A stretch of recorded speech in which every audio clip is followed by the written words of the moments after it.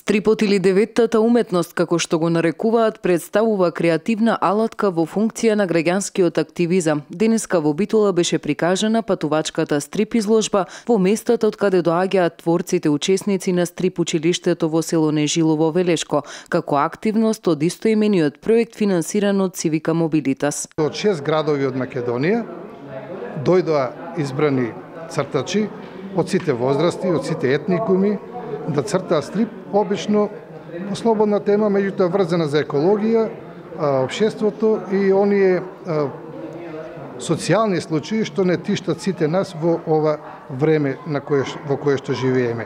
12 творци стрип мајстори работеа на тема екологија, но и на други теми кои го тангираат општественото секојдневие, фокусирајќи се на тоа пораката да биде јасно пратена. Проектот има за цел афирмација на стрипот во земјава и странство. Има голем број млади цртачи и од двата пола, што многу ретко се случува на нашите простори женскиот пол да биде застапен во деветата уметност во сферата на стрипот.